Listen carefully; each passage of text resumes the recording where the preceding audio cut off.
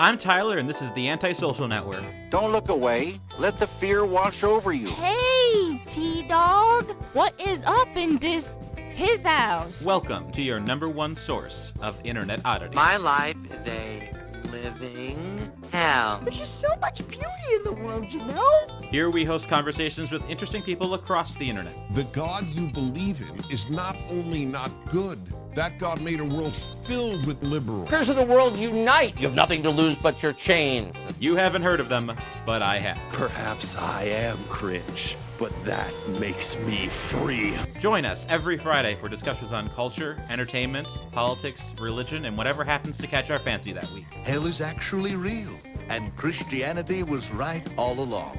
Sorry. Oh. The cities are decaying, destroyed by decades of leftist policies. Return to monkey. You're probably thinking this is some pretty deep stuff, and you're right. This week we are joined by Davis Hunt. He is the creator of the Pamphleteer, which is a up-and-coming Nashville-based, what would you call it? An email, kind of an email publication? Newsletter, daily newsletter.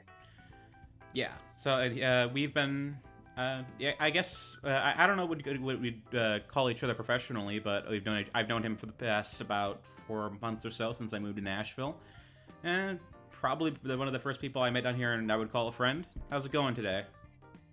Good. I don't know if you got the crazy thunderstorms this morning, but I don't know. That was interesting. Big storms this morning. We got hit a little bit last night. I was out and about in Mount Juliet, and it started raining, and then I think it kind of finished by like 8, 9 this morning, and they kind of cleared up for the duration of the day. So I'm guessing it. You don't normally hear thunder, as late as 8 or 9 in the morning. Which this morning around my house, it was,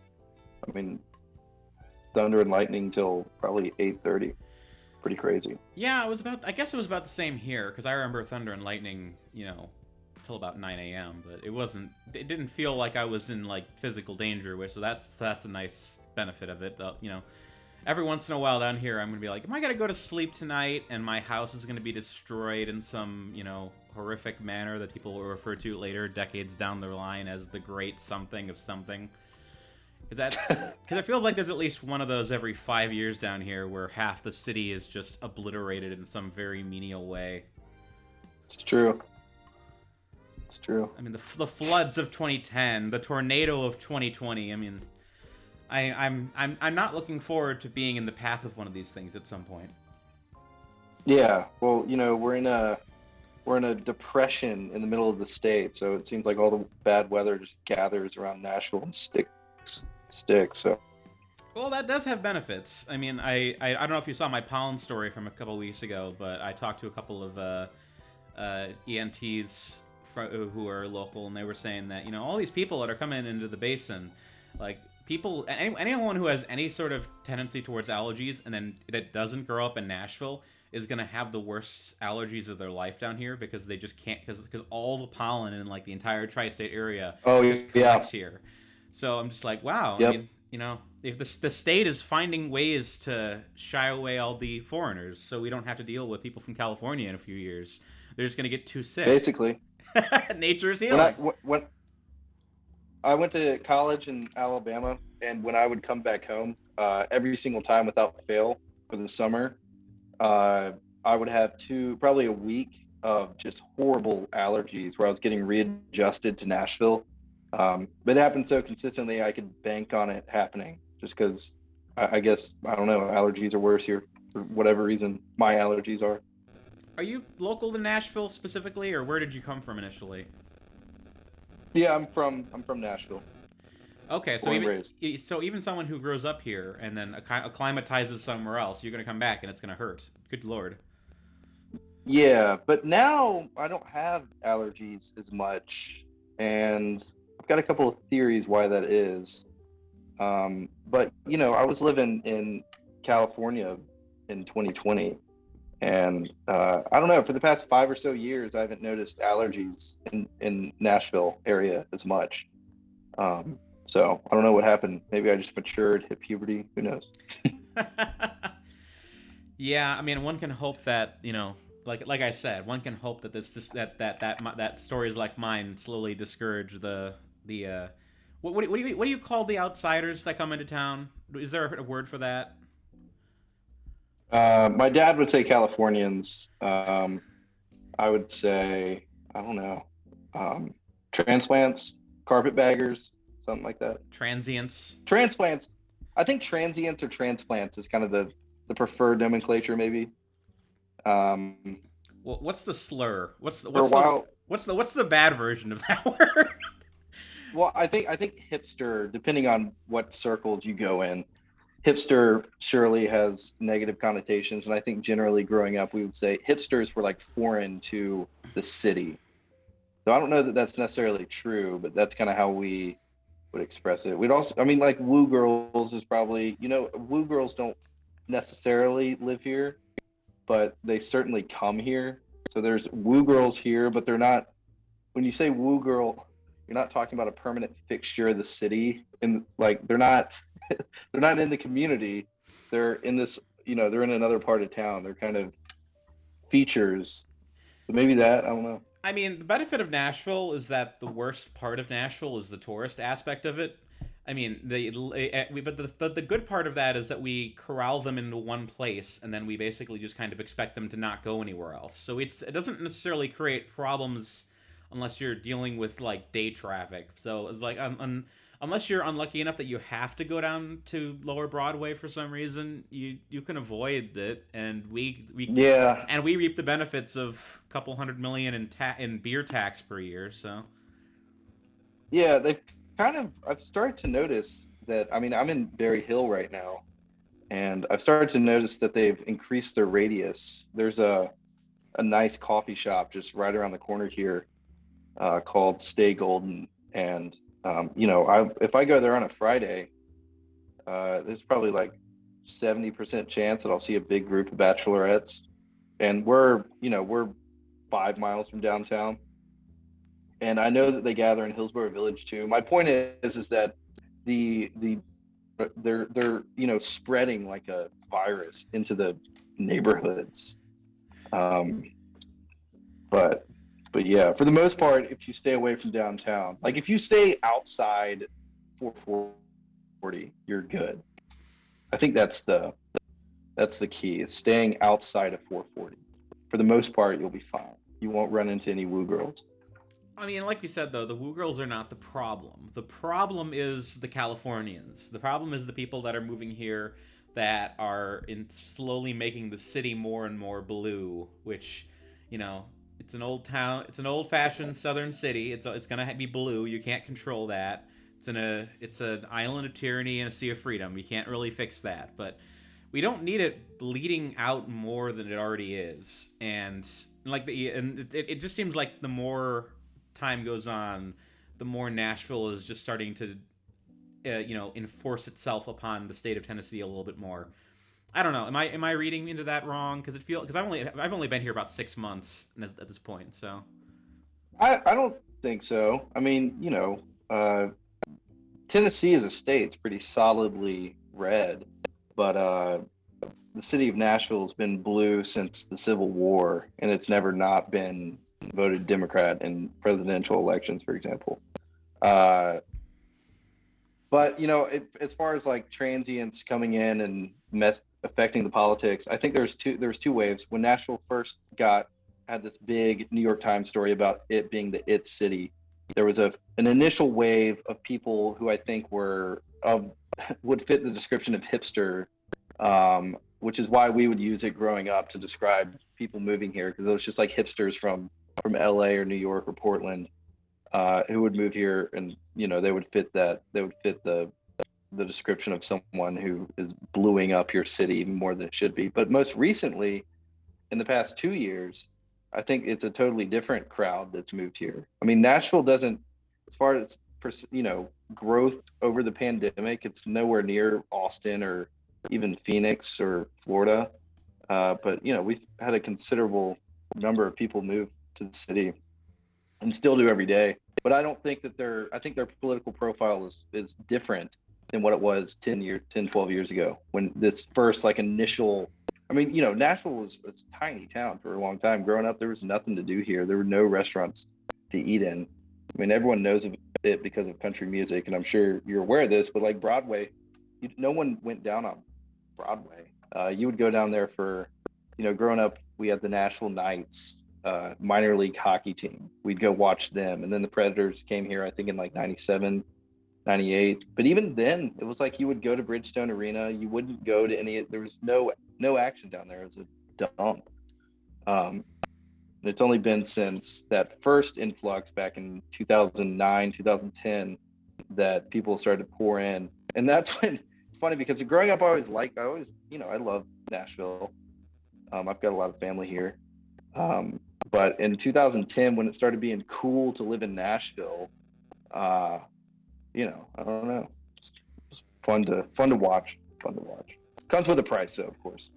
Yeah, I mean, I would assume a lot of the people coming here, it's like the white flight from the 2020 riots. I would assume it's like, moderately red people who live outside of a blue city that desperately want to get out and want to live somewhere where that's a little closer to their values. Is that fair to say? I think so. I mean, that's a theory that I certainly have. I think a lot of it has to do with COVID restrictions too. I mean, I can speak from experience. I was living in Los Angeles when COVID hit, working in film industry, which I knew you worked in film as well. And I mean, when COVID hit, so first I was working on this TV show, and they started making us wear masks on set, and I honestly didn't think that was that big of a deal. Those jobs are already so menial. You're used to getting abused. So putting a mask in your face was like the last thing I was concerned about. I don't know. It's like, I got to find something else to do. So that happened. And then after that job was finished, I flew back to Nashville to do a commercial. And that was right when COVID, that was like March 20th, right when COVID happened. And the commercial got pushed out probably 4 months. And I was kind of the only work I had lined up at the time. So I was like, okay, what am I going to do? Go back to LA and pay for an apartment and not be able to go eat at a restaurant? Or am I going to move back home where I can drive 5 minutes to go to a restaurant? I don't have to, it was so much less restrictive in Nashville and Tennessee in general at the time. It was a no-brainer for me when that choice came up. Especially after you got the sense that this was going to last longer than 2 weeks. How 2 much... weeks to flatten the curve, right? Yeah, exactly. 2 years now. But what kind of work? What kind of work did you end up doing out when you were out in LA? I mean, I was just doing production assistant stuff. I got a job working for this producer, this independent film producer, just as his assistant. Before that, I was doing kind of freelance software engineering stuff, and I just got kind of tired of it. Got this opportunity to go work for this producer out in LA, so I just jumped at it. It was a change of pace. So I was just doing the like freelance film hustle out there. Worked on a bunch of very bad independent movies, 2 TV shows. Working 12-hour days, driving 1 hour each way. So I'm glad I'm not doing it now. I'll say that. It's not there. I'm glad I'm not doing it now. Yeah, even when I still had, thoughts that I could work in the film industry, there was never a point where I was at the point in the headspace where I'm like, I'm doing the 12-hour days working as the production guy, so I can pay my dues and become the assistant, the next level up production guy. Like that was never in the cards for the what I wanted to do. I was always thinking about how I could hack my way to go to the next level. I was like, there's no way I'm going to stick around here for 5 years and wait to get promoted to first assistant camera. I mean, that just seems, I don't know. It just seemed foolish. So I was always trying to find ways to. I ended up producing a commercial, 2 commercials, I think. One out there in LA, and then another one back in Louisiana. So that was kind of the way that I was going to get out of that grind.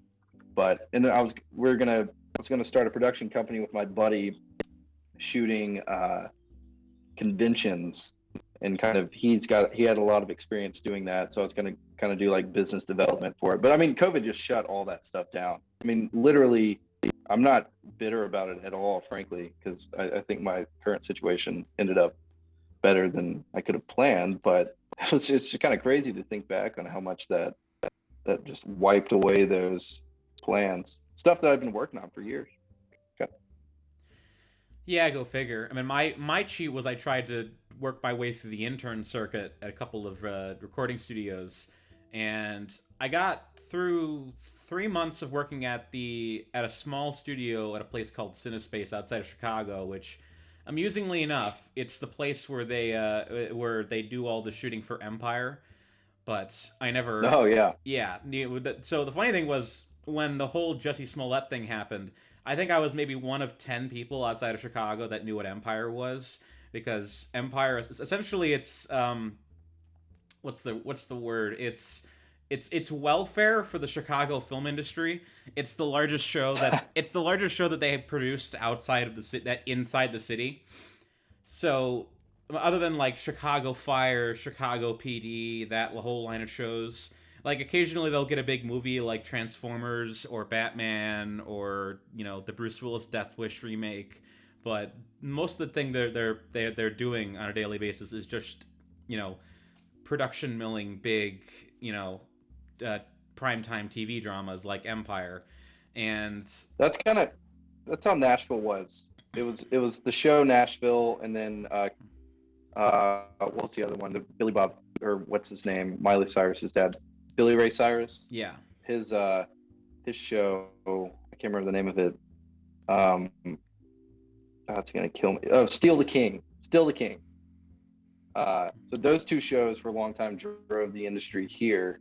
I never got plugged into that. I was doing kind of independent stuff. I worked on maybe a couple of music videos, but now, from what I can tell here, it's mostly music videos and commercials. We obviously got Crisley Knows Best, which is that reality show, but there's not a ton we don't have any big network television shows like Empire or Nashville. Well, Empire was the same situation. Empire was a big television show until it was nuked. So that's what happens when your fourth billed star decides to spark a national controversy. So what are you gonna do? Is that literally what happened after the Jussie Smollett thing? They shut down the show. I don't know if they fully shut it down, but I think they got rid of his character, and then the show just kind of limped along. Like, I mean, up until that point, the biggest person they had on the show was Terrence Howard, and I think they wrote him off the season when I was working at that recording studio. Although, as a corollary, I knew my career wasn't going very well because at the biggest night when I was there, they brought in Terrence Howard to re-record some lines, and they said, we're gonna take you and all the other interns and stick you in the break room. And I'm like, okay, I guess we're not that vital. So I'm like, this bodes well for my career. So I didn't work for there much longer after that. Once places like that in Chicago are just an intern mill, because you got all the big tech schools in Chicago, so all you got to do is just pump in 5 more every other month, and then you get all this free labor and free janitorial staff, and then they can pretend like then they can put it on their resume as like, I worked at this X and X studio, I worked at X, and like but it's dumb. It's just a way to grift off free labor, but that's the film industry nowadays. It's thousands of unpaid interns trying to break out. Yeah, I mean, look, I did that, went way too old. I was 27 when I went out and did a very poorly paid internship with that film producer. And I mean, yeah, I saw the same thing. I was like, okay, my career path out here my life is go work another shitty job, do that for like 10 years. It just did not seem like the way to spend one's life. Plus people treat you like junk. No one cares about you. No one helps you out. I didn't have any connections, and I swear I'm not bitter. That's just how the industry works. Everyone wants to get in there. I can understand that if you're like a guy that's working in film and has, some modicum of power, you probably get requests all the time from people asking. It's just difficult. I'd rather just try to figure out a way to do it my own way than try to polish a bunch of knobs. Yeah, in my case, I kind of realized that my only way in was essentially to pull the, Sundance indie route. So I did try to do a couple of short films, and they all sucked. So I kind of picked up right away. I was like, okay, you better get an adult job and, not try to. I did that too. Yeah. It's like, oh, I'm gonna. I remember. I made this short film that at the time I made it, I thought it was the best thing anyone had ever made. And if I can't watch it, I cannot watch it now. I refuse to watch it. I mean, it's amazing the kind of delusion that drives you to do stuff like that. I mean, it's really phenomenal. I don't know what I was on. It's ego. It's 100% ego. It's the only thing that drives you unless you're really, really good at your job. And if you are really, really good at your job, you're really, really good at your job, and people figure that out really quickly, and you start, people go back to you a lot, which, some people are just have that brain where it works for them, and, good on them. But it's the kind of job where there's 100,000 people that get out of college that think they can do it, and maybe 5,000 actually can, and then the rest of them all end up. 100. And the rest of them get chewed up. But I don't know that, I think some of the guys that are good at it are, of course, driven by ego. I don't think there's it's impossible to be absent ego in the film industry or any creative endeavor, really. Some of the behind the scenes guys are not that egotistical just because they don't, I mean, if you're the world's best sound editor, I don't, maybe you have an ego, but you're not working in front of the camera. So you're kind of forced to just kind of do your job and just do it. You have to survive just on being good at what you do. So I think that there are ways you can be a good person in Hollywood, but it's not in any of the creatively fulfilling ways.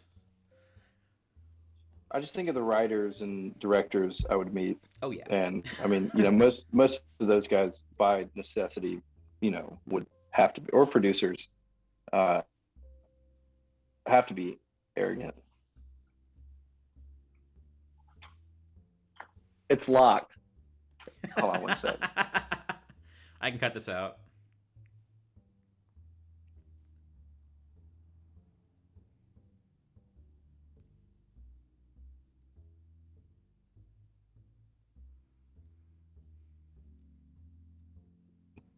This is Tom. I'll cut out the dead air. Hi, Tom. I'm just making a scan. So I guess to cut. Is that all you need? All right. So what was the transition into becoming the creator of the Pamphleteer like then? Well, that guy that just walked in actually. So in the past, I had done a couple of newsletters here in town, just kind of on the side. I mean, I've done a lot of non-professional, non-profitable, creative stuff, kind of while I've been doing software. And when I moved back to town, he had a buddy that was looking to start either buy a media property or start something of his own here. And I got introduced to him, told him about my history. I ran two newsletters actually in the past, one called the Nashville Note, which was local Nashville politics plus kind of events. And then before that, I ran a newsletter called Show Grid, which was which is all based around live music and concerts. I had this pretty spiffy event calendar that I had built. And the goal was to have like the best, event calendar in any city in the US in Nashville. I mean, it makes sense. It's Music City. The only other competitor would be like Austin, I guess, which is, Live Music City or something like that. So I had that background, and, I was, at the time I got introduced to him, I was working another tech job, and I kept on going back to these tech jobs and writing software. And it's just very, every time I'd go back to them, it's kind of, jobs like that put the golden handcuffs on you because they pay you very well, but they provide you with nothing beyond that, and they take up just as much of your time as anything else, right? So I was ready to stop writing software. I've been trying to transition away from that for a long time. My move out to Los Angeles was an attempt to transfer away from it. COVID happened. I had to get a job, so I got another tech job. Anyway, long story short, I ended up getting introduced to a guy who wanted to start something. So, and the idea was the Pamphleteer. How did you conceptualize it? Like, what are you trying to do with it, or what have you been able to do with it so far? Well, so way back when I was doing Show Grid and the Nashville Note, I kind of had this idea for like a digital magazine, cultural magazine. So I'd done a lot of research on how to kind of what I wanted it to sound like, what I wanted it to look like. It was granted, the research and ideation I'd done was like 5 years old, but when this conversation got up, I just went back and looked at all that, kind of updated it to what's going on in Nashville right now. Still wanted to do a newsletter. I kind of have always conceptualized it as a digital Nashville scene with better politics, basically. And I mean, yeah, so because I kind of see a niche for, at this point, it's kind of heterodox politics. But a local outlet that is not progressive, essentially, and that speaks to culture as much as it does to politics. Because a lot of the right-wing outlets you see in Tennessee, I can't really speak for anywhere else, are either just really poorly designed and set up, or they talk exclusively about politics. There's just always been something off about those websites to me. One is, I kind of come from a visual background, I guess, a little bit. I did design, front-end engineering, so always been a very visual person. I've never liked the way those sites look. So the first thing about the Pamphleteer was that it had to be designed well and legible. Which, if you go to, for example, the Tennessee Conservative News, which I read every day, that website is a disaster. It's impossible to read. You can't read it. Like, I don't know how they don't have someone over there who's like, I can't read this website. Like, I don't understand it. I don't understand what they don't see about that. So that was kind of the premise, was do like a well-designed right-wing local news outlet, and that focuses on politics, culture, that kind of niche. You're not wrong that it's heterodox. It definitely feels like there's a absolute bereftness of any sort of non-progressive opinion. I mean, it's like you said. There's the hipster gentrification of downtown Nashville is intense. I mean, you just look through Hillsborough Village. It's nothing but upscale restaurants and stuff, and craft microbrew at this. But which in some ways it's comforting to me, because that's what my background as a Chicago person is used to. I'm used to that kind of culture. But when I moved here, the first people kept asking, "How different is it?" And I kept having to answer, "It's not that different." Yeah, at this point, how different is any city from another one? I could say distinctly that Los Angeles has a lot of similarities to Nashville, for example. And I lived up in North California prior to that for a little bit. And that area has similarities too. What really makes a city different? I don't even know how to answer that question. It's obviously the people, though. That's what I wrote about in my article a couple months ago. I forget what I called it, but it was for Cultural Review. When you drive around the country, it is depressing how everything looks exactly the same. And I remember reading that. Yeah, and I had a couple people reach out to me, and it's like, you need to travel more. And I'm like, I don't know. One of the benefits of COVID was that I got to do a lot of visiting parts of the country I'd never been to before.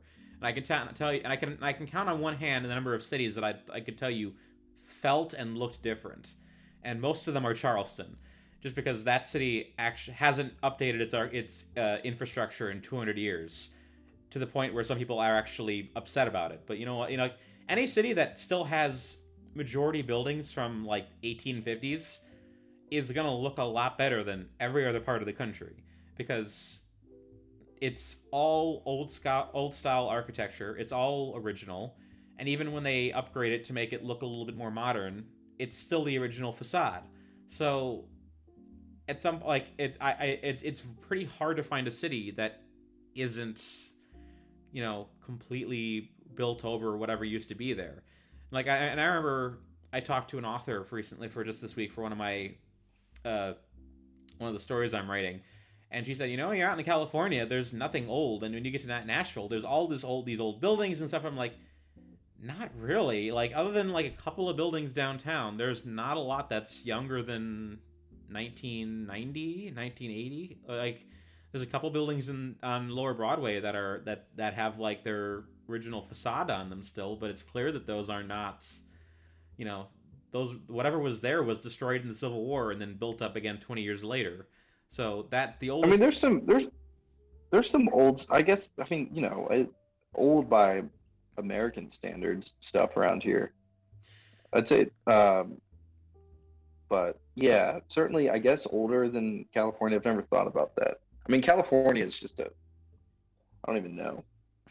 Los Angeles is just an open trash can, so it's pretty hard to assess the architecture there, because I mean it's one big strip mall where people piss on the street. I mean, that's literally what it is. There's well, there was a good meme I saw where all the conservatives in America are jealous of Europe because all their buildings are old, because you can walk around England or any other European country and their towns are still like built up of original architecture that's 500, 600, 700 years old, and you can casually walk into a pub that's been owned by the same family since Chaucer, and then you go, and everyone in Europe is we have all the old buildings, but I'd like to live in a country where I actually have freedom. So it's like we're all screwed a little bit, but you got to pick your poison, I guess. Yeah. I mean, I don't know. What do you think the oldest building in the U.S. is? The oldest one, the oldest one I've been to is Fort Niagara, which is functional building. Functional. I mean, not like a museum or like a restored prairie house or something. The oldest one I've seen is Saint Philip's Cathedral in Charleston, which was built in 1680, and it's still a functioning Anglican cathedral under the same denomination that it was essentially at the time that it was built. So that's about the closest I can think of. I mean, other than that, like Mount Vernon and Monticello, old mansions, but they're obviously those are museums now, so that doesn't count. There's something like Fort Niagara in New York is about 450 years old, but it's no longer a functioning military fort. So yeah, there's not that much that's older than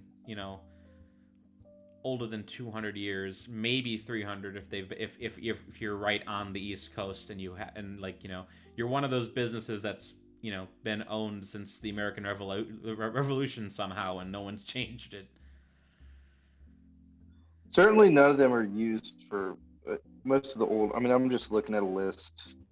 There's a pub in Charleston that's been open for 300 years, which I thought was amusing. It says there's a pub in Charleston that's, or like I think it's like a spirits store, so it's like a corner alcohol store. So, but apparently it's been open. Reported? Huh. What are you finding? Nothing worth. I mean, there's some ancestral Puebloan dwellings in New Mexico that go back to 750 AD. That's not exactly what I'm looking for, though. I know a lot of the original Catholic missions are still open in the Southwest. Like they were open. And those are all still functional. So. Yeah. Anyway. Yep. Yeah, I don't know. Old buildings are definitely not a U.S. Specialty, I suppose. We have No. other things, right? Yeah, we got freedom and new buildings. So take We you. got guns. We got guns, and none of the. I mean, you know how difficult it is to get a gun in the UK. You have to have like a. I was looking at the process somewhat recently, um, but I mean, you have to be. I think you have to be a farmer essentially to have a weapon that is more powerful than a 12 gauge shotgun or something like that. There's some rule where um, only farmers can have this powerful of weapon. Or you have to So be a royal this, and just like own hunting weapons, but I don't know. yeah, I saw a picture of the Vatican Armory the other day, and it's got a bunch of like Oh yeah. old uh, armor and old muskets and such. It's pretty interesting. I guess they haven't updated it in 200 years. I was gonna 300 say years. the Saracens aren't gonna stand a chance against them, but I don't know if a standing army actually did approach the Vatican. I don't know how well they'd hold up, but I Probably not. Yeah. at that point we'd Yeah. probably have bigger problems than the Saracens. So you never know.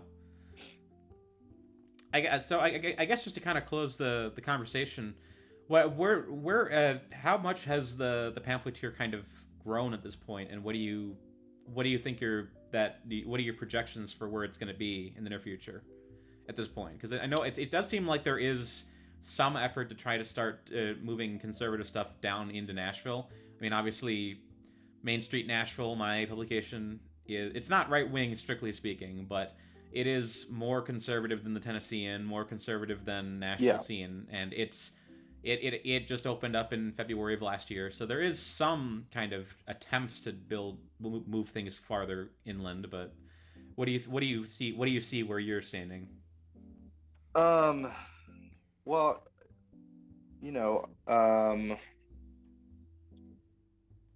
it seems that every day you hear about some conservative influencer that's moved here. I mean, the Daily Wire's offices are here now.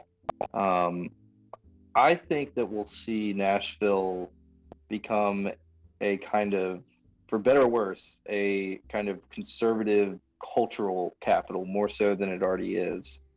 That means, I mean, the seat of conservative culture in the U.S.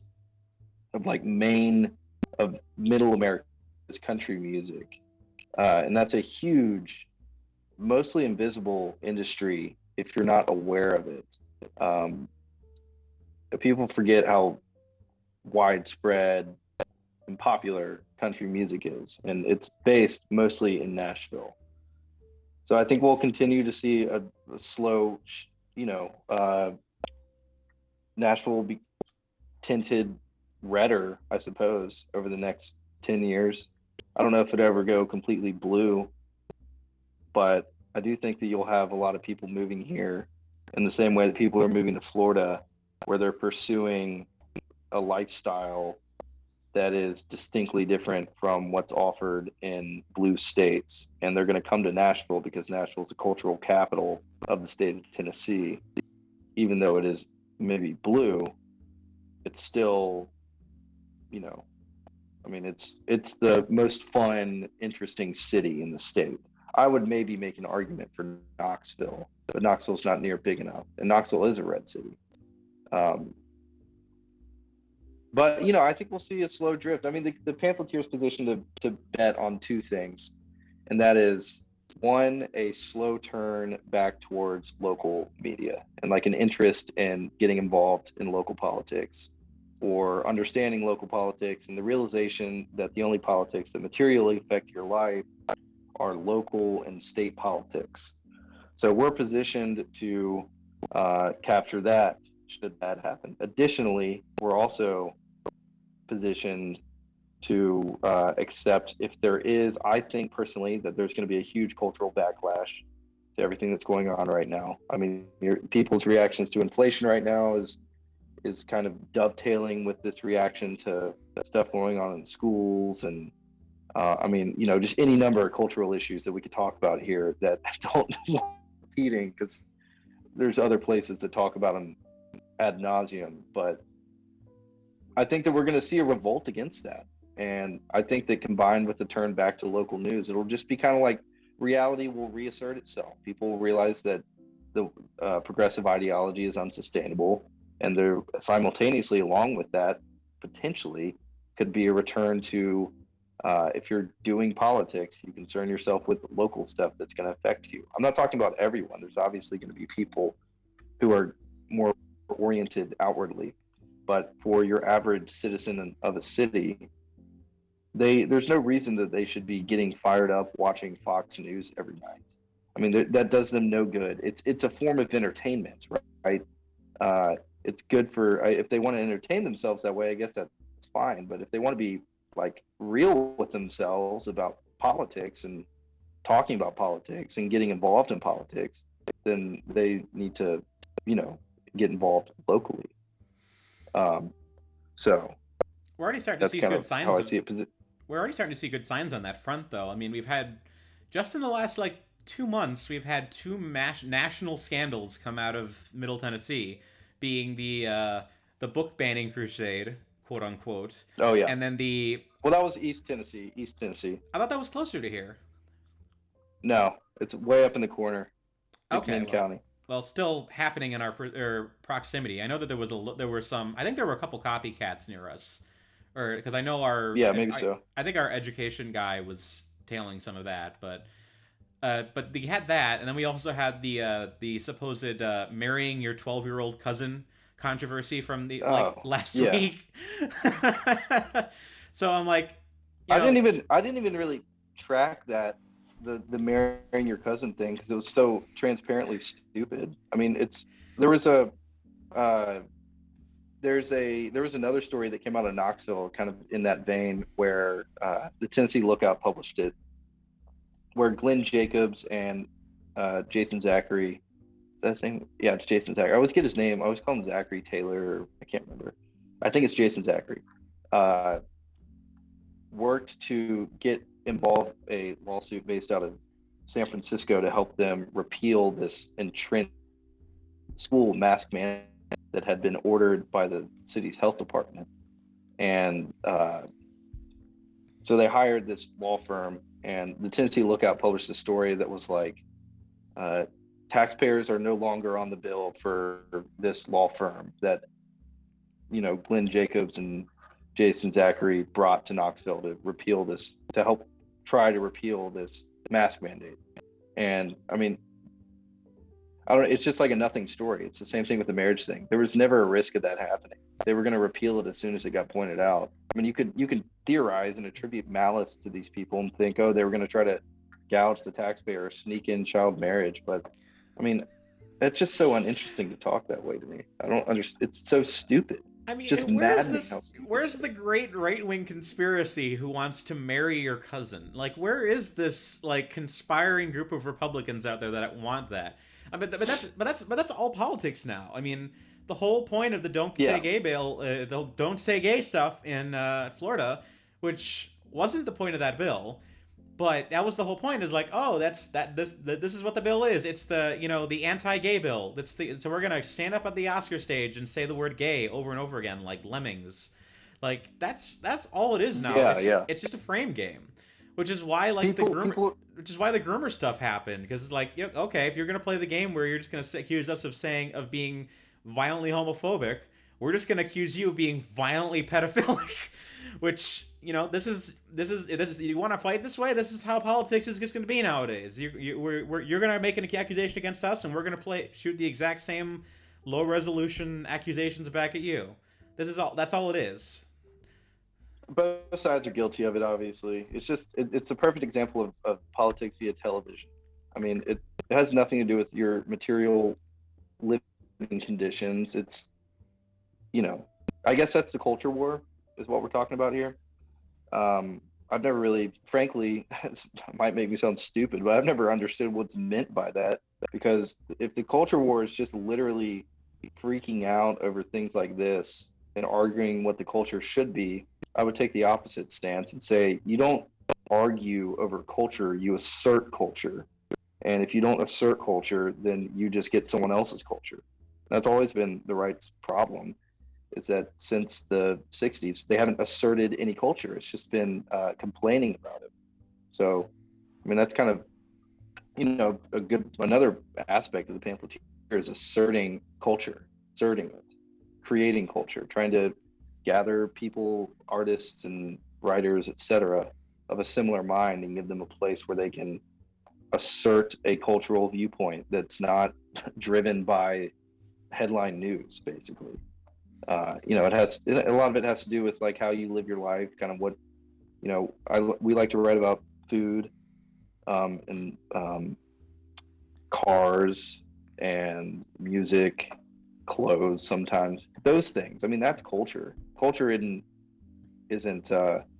whatever the Daily Wire thinks they're doing, the culture wars. I don't know what they think they're doing. What did they mean by that? What do they mean by the culture wars? Is it just, it's like culture wars are who has the best reaction to this story? I don't know. I don't understand. It makes no sense to me. Well, the best way you can, fight the culture war, I guess, is to actually create things. And right now, that's like the number one thing that the right needs to do, is to create things that are, that take up space and that put values out there. Yeah, it's a competition of vision. Who can project the best vision for the future? I mean, frankly, the right has such an easy task in that regard. I mean, the left has done such a bad job of it. What do you want their future, which is like a dystopian Stone Age nightmare where, men get their members chopped off when they turn 12 if they talk with, you know what I mean? Like it's so easy to compete with, but no one can muster the will to do it. I mean, that's always been the problem, is that. But hey, before we go, I do want to promote one thing that we're doing. I don't know how much longer we got here. I probably got go ahead 10 more minutes. But so we are doing, so if anyone wants to sign up for the newsletter, you can go to pamphleteer.co. We send out a daily newsletter during the week. It's a kind of an aggregate of all local Nashville news plus some state news. We also do a section devoted to national news and with some commentary on various issues. Today today was kind of a meta commentary on newsletters as a format. But typical days, we talk a lot about energy and or political issues catch our interest. In 2 weeks, we're doing the Flat Curver Awards, and the Flat Curver Awards are awards that we're giving out to people in Nashville and the broader state who performed admirably, and negative awards to those who performed like cowards. So, for example, we're giving out an award for most effective activist. We're giving out an award to the most credentialed buffoon. I'm not going to tell you who any of the award winners are because that would take away the fun. We're giving away an award for the biggest COVID grift. We're giving away an award for the journalist with the biggest COVID boner. I know who that is. I bet you do. No one else is going to get this unless you happen to be a healthcare reporter from Tennessee, former healthcare reporter. We've probably talked about that guy too. So I might have given it away right there. We're giving away an award for the serial child masker. We're giving away an award for the budding swamp creature. So as you can tell, we're trying to go for some throats here. And let's see. We're giving away positive awards as well, such as, an award for having a spine. I said most effective activist, which is a positive award. What are some other positive awards? I've got them color coded. Sorry, I'm just scrolling through them. The Title Belt Award, which if you understand, that one might give itself away. But yeah, I'm excited about these. I think there's, we're coming up. I mean, it's funny. We started out the conversation talking about how COVID affected our lives, and we've not been covering COVID in the Pamphleteer for. I mean, I think we stopped writing about it in maybe September of last year. Or I can't even remember. I can't remember when. We used to have this section called the COVID gutter that would just be a collection of all the COVID news because it got so tiring to read about that. We don't mention COVID ever in the newsletter now. This is on the 2-year anniversary of the end of lockdowns in Tennessee, and it's our firm belief that that people that abused their authority during this time should be held to account. And I mean, frankly, there's no one else in town that's willing to put that into print, so we're going to do it. Are you going to send them? I mean, are you going to send them actual awards in the mail, or are they going to get a? We thought about that. We might. We'll see. I wouldn't put money into it, but a framed piece of paper from Walmart wouldn't be unbecoming. Just get one of those like cheap plastic frames and just quietly just like drop it off, being like, here's not a bad reward. idea. Like could do something really lazy and sloppy for the negative ones.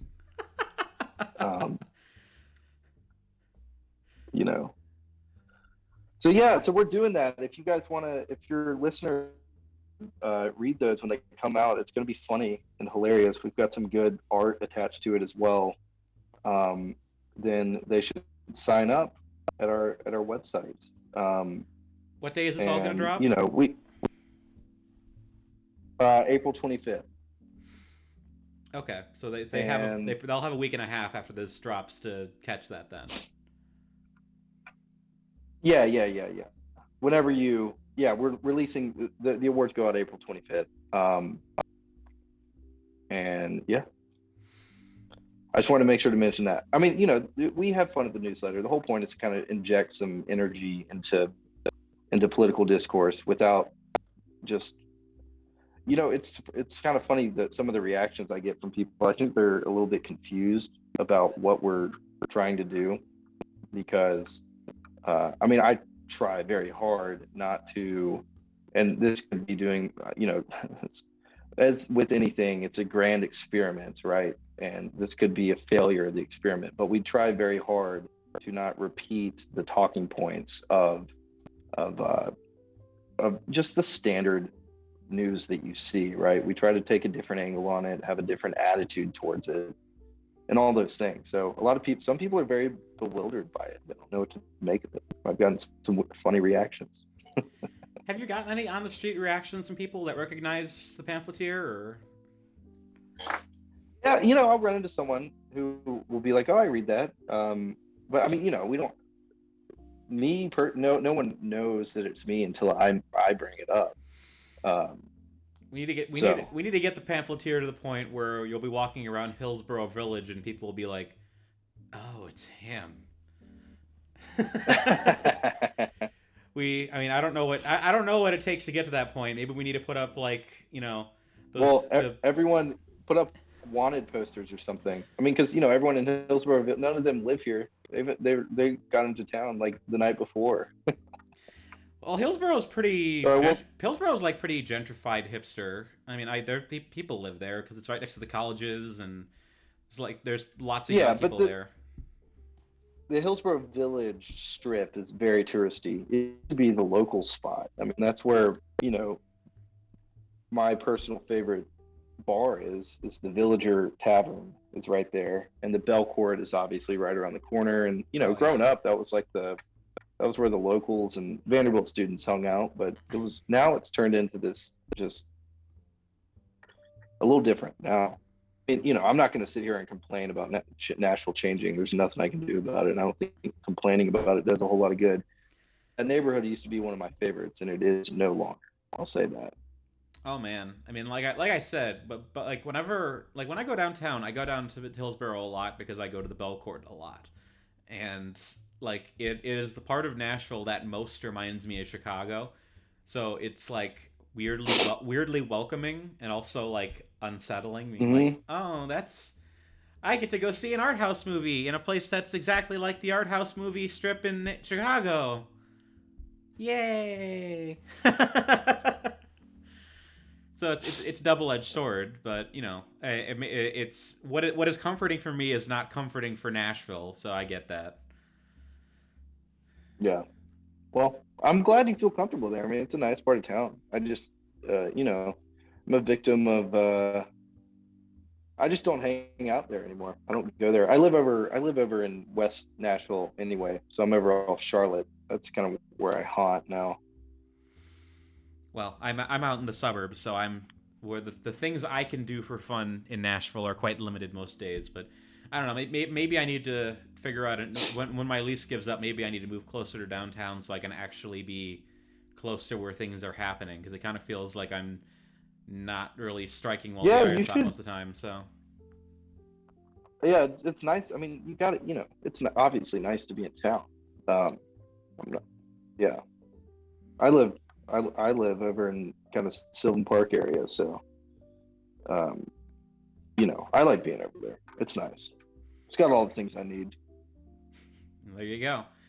But yeah, so I definitely would recommend anyone listening to this go sign up for the Pamphleteer, especially if you're Middle Tennessee native like ourselves, or you're living here now and you kind of want to get used to things, for the not at all unselfish reason that they regularly retweet my medical my medical stories. So I can't really say I'm not benefiting from this in some way. So we'd publish you too if you didn't have a non-compete, man. I don't know why I have a non-compete, but what are you gonna do? It's a job, so yeah. But yeah, it's been good to kind of talk to you finally on this. We hang out like every month or so, but it's good to finally do this conversation. So. Yeah, am I gonna see you on Thursday? I'm gonna try to be out at the third. Give that a. This won't be out in time for then, but shout out for the next one so people know about that. Oh yeah, every Thursday for people that live in Nashville, we have a happy hour at Lucky's 3-star bar in Wedgwood, Houston, which had a great turnout last week, probably 10-15 people, and yeah, it's a good time. I mean, you'll meet lots of like-minded folk in that environment, drink a beer too. Hopefully by then Lent will be over and I can actually drink, so that'll help. But